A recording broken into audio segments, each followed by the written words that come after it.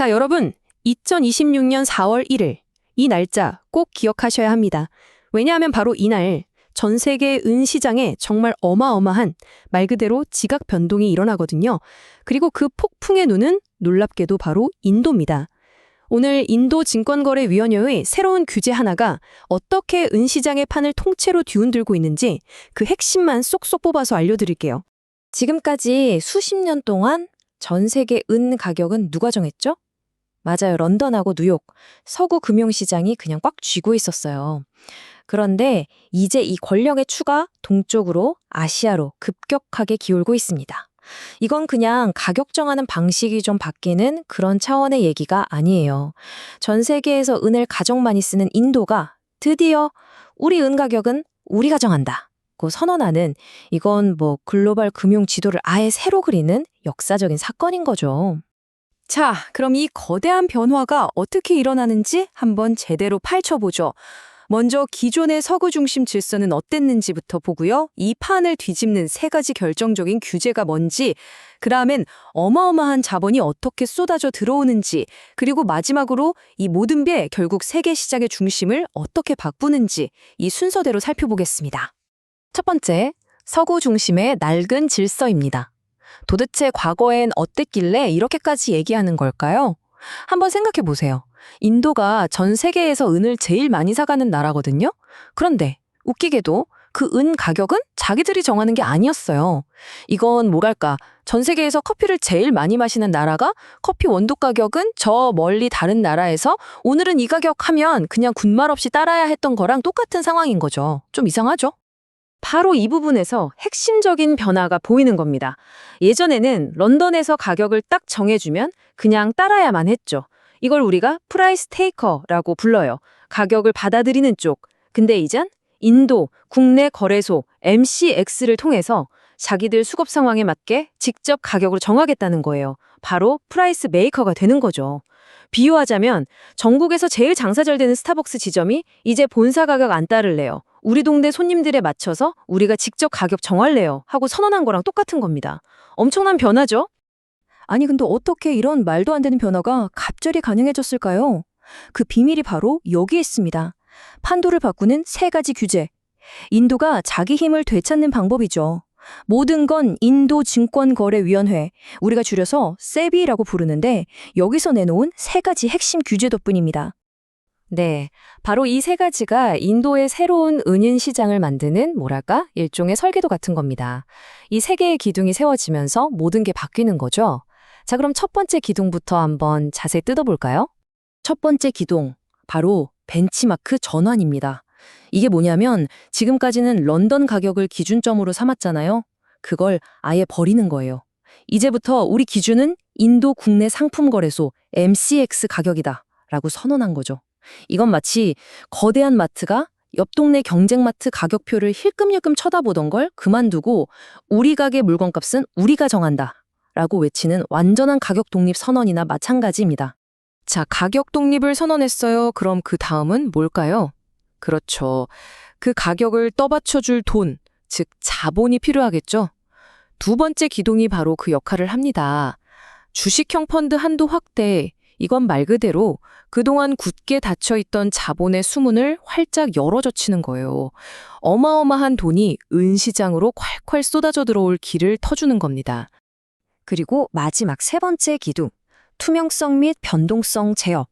자, 수문을 열어서 물기를 텄으면 그 다음엔 뭘 해야 할까요? 그렇죠. 투자자들이 안심하고 들어올 수 있게 안전장치를 만들어야죠. 이건 그냥 문만 열어놓는 게 아니고요. 전 세계 큰 손, 기관 투자자들이 마음 놓고 돈을 투자할 수 있도록 튼튼하고 믿을 수 있는 시스템을 구축하는 겁니다. 잘 닦인 고속도로를 만들어서 자, 이제 안심하고 달리세요 하고 신호를 주는 거죠. 좋습니다. 그럼 이 세 가지 규제로 인해서 대체 얼마나 큰 돈이 시장에 들어오게 되는 걸까요? 이제부터 그 규모에 대해 얘기해 볼 건데요. 솔직히 이 숫자를 보면 와, 소리가 절로 나오실 겁니다. 말 그대로 금융 거인의 봉인이 풀리는 거예요. 자, 첫 번째 숫자 3.85조 달러. 우리나라 돈으로 계산도 잘 안 되네요. 거의 5천조 원에 가까운 돈이죠. 이게 뭐냐면 이번 규제로 이제 당신들도 은에 투자할 수 있습니다 하고 허락받은 인도 주식형 펀드들의 총 자산 규모예요. 이 어마어마한 돈이 잠재적인 매수 세력으로 시장 진입을 딱 준비하고 있다는 뜻입니다. 다음 숫자 35%. 이건 또 무슨 의미일까요? 이제 펀드 매니저들한테 새로운 무기가 생긴 거예요. 주식형 펀드가 자기들 자산의 최대 35%까지를 은 관련 상품에 투자할 수 있게 된 겁니다. 이건 그냥 투자 좀 해봐가 아니라 아주 공격적으로 한번 투자해봐 하고 판을 깔아준 거나 다름없습니다. 그리고 마지막으로 10%. 이건 더 중요해요. 새로 만들어지는 생애주기 펀드라는 게 있는데 여기는 자산의 10%를 의무적으로 금이랑 은에 투자해야 합니다. 할 수도 있다가 아니라 해야만 한다는 거죠. 이건 뭘 의미하겠어요? 시장에 그냥 꾸준하게 마르지 않은 샘물처럼 은 수요가 계속 공급된다는 뜻입니다. 엄청난 안전판이 생기는 거죠. 이렇게 큰 돈이 들어오면 시장이 막 요동칠 수도 있잖아요. 그래서 인도가 아주 똑똑하게 안전장치도 마련했어요. 왼쪽을 보시면 하루에 6% 이상 오르거나 내리면 15분 동안 시장을 딱 멈추는 서킷 브레이커가 있고요. 오른쪽은 더 중요한데 ETF의 가치가 인도 창고에 보관된 진짜 은의 양과 정확하게 일치해야 한다는 거예요. 투자자들이 서류 쪼가리에 투자하는 게 아니라 진짜 실물 은에 투자하고 있다는 확신을 딱 주는 거죠. 자, 그럼 이제 거의 다 왔습니다. 인도가 이렇게 강력한 힘을 손에 쥐었어요.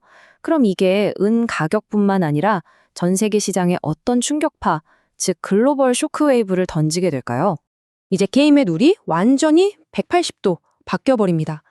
예전에는 런던 가격이 오르면 인도 가격이 따라 올라갔죠. 꼬리가 몸통을 흔드는 격이었어요. 근데 이제는 정반대입니다. 세계 최대 소비국인 인도에서 은 수요가 터지면 인도 현지 가격이 먼저 폭등하겠죠. 그리고 그 가격 상승이 전 세계로 퍼져나가면서 글로벌 은 가격 전체를 끌어올리는 이제는 몸통이 꼬리를 흔드는 구조가 되는 겁니다. 아까 그 35% 투자 한도 기억나시죠? 이게 펀드 매니저들한테는 정말 엄청난 무기가 됩니다. 만약에 주식시장이 막 흔들리고 불안해져요. 그럼 이 사람들은 뭘 할까요? 그렇죠. 안정적인 은 ETF를 공격적으로 사들일 겁니다.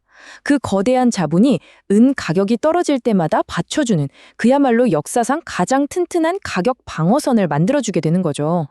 사실 은은 시장은 이미 몇 년 전부터 심상치 않은 움직임을 보이면서 상승하고 있었거든요. 이른바 슈퍼사이클에 진입했다는 분석도 많았고요. 그런데 바로 이 4월 1일 규제가 이미 활활 타오르고 있는 불길에 기름을 그냥 들이붓는 결정적인 방화제 역할을 할 거라는 전망이 지배적입니다. 자, 정리해볼까요? 이제 모든 퍼즐 조각이 딱 맞아 떨어졌습니다. 첫째, 자신들만의 독립적인 가격 기준을 세웠죠. 둘째, 5천조 원에 달하는 거대한 시장을 열었고요. 셋째, 전 세계가 믿을 수 있는 투명성과 안정성까지 확보했습니다. 이 세 가지 강력한 무기를 손에 쥔 이상, 이제 은 시장의 중심이 서쪽에서 동쪽으로 이동했다는 건 더 이상 의심의 여지가 없는 사실이 된 겁니다. 이건 그냥 단순한 시장의 흐름 변화가 아닙니다. 말 그대로 지난 수십 년간 우리가 알고 있던 투자 지도가 아예 새로 그려지고 있다는 뜻이에요. 기존의 방식, 기존의 생각으로는 이 변화를 따라갈 수 없을지도 모릅니다. 그래서 마지막으로 여러분께 이 질문을 던지고 싶습니다. 시장의 무게중심은 이미 이동했습니다. 여러분의 포트폴리오는 과연 이 변화에 대비가 되어 있으신가요?